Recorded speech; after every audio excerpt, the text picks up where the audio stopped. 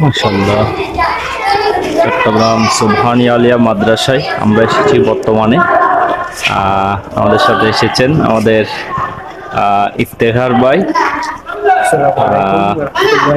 ইনশাআল্লাহ, আপনি কেমন উপভোগ করতেছেন চট্টগ্রামের প্রাণকেন্দ্র সুবহানিয়া মাদ্রাসায় এসে?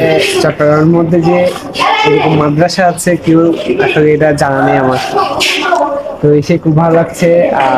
মাদ্রাসার সামনে খুব সুন্দর একটি পুকুর, তারপর এখানে মাদ্রাসার নতুন ভবন দেখা যাচ্ছে।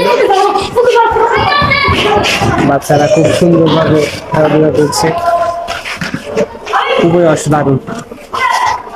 ধন্যবাদ ইফতেখার ভাইকে। আমরা একটু দেখতেছি মাদ্রাসার ভবনগুলোকে খুব সুন্দর করে নির্মাণ করছে। আসলে এটা অনেক পুরাতন মাদ্রাসা, চট্টগ্রামের প্রাণকেন্দ্র।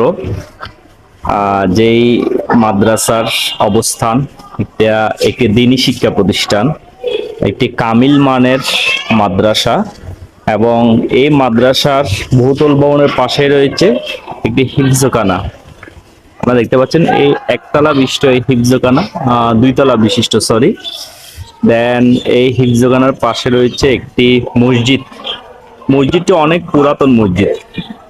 আসলে এই মাদ্রাসাটি প্রতিষ্ঠাতা হচ্ছেন জনাব আলহাজ সোবহান সওদাগর, চট্টগ্রামের অনন্য ব্যক্তিত্ব, যিনি চট্টগ্রামের এক কথায় বাতিঘর বললেও ভুল হবে না।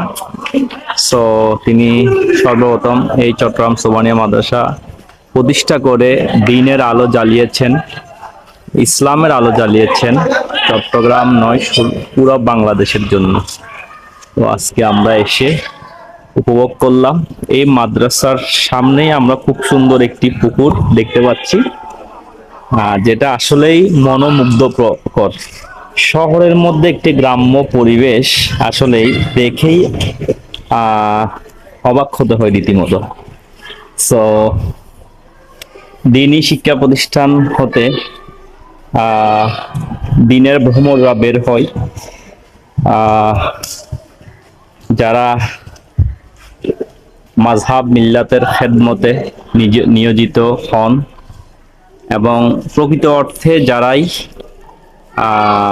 একজন কি বলে সুপারস্টার, যাদেরকে দেখলে, যাদের হতে শিক্ষা গ্রহণ করলে সঠিক দিন, ইসলাম, মাযহাব, মিল্লাতকে চেনা যায়, সুন্নত গুলোকে জানা যায়, আল্লাহ রসুলের হাদিস, শরিয়া সম্পর্কে জানা যায়। এই মাদ্রাসার অনেক প্রসিদ্ধ আলেমের